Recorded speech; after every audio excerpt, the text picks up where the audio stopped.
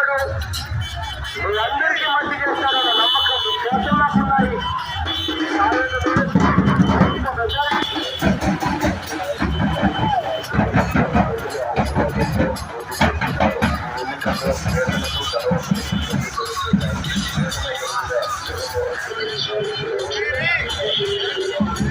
వీళ్ళందరూ ఎక్కడో హైదరాబాద్లో ఏసీ రూముల్లో కూర్చొని ఈ చంద్రబాబు కానీ పవన్ కళ్యాణ్ కానీ బీజేపీ వాళ్ళు కానీ వాళ్ళకి ఇష్టం వచ్చినప్పుడు అత్తగారింటికి వచ్చినట్లు విజయవాడకు వచ్చిపోతుంటారు.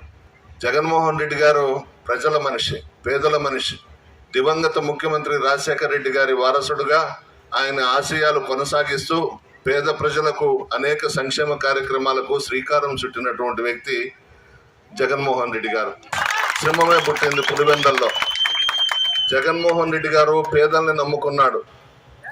నిత్యం ప్రజలు బాగుండాలని కోరుకునే వ్యక్తి జగన్మోహన్ రెడ్డి గారు. మొన్నటి వరకు మన పార్టీలో ఉన్నారు.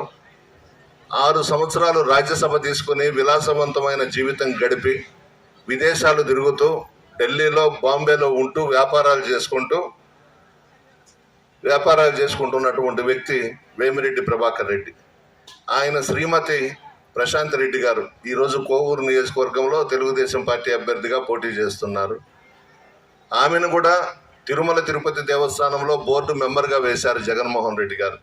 అదేవిధంగా ఢిల్లీలో 4 రాష్ట్రాలకు సంబంధించి తిరుమల తిరుపతి దేవస్థానం చైర్మన్గా చేశారు జగన్మోహన్ రెడ్డి గారు.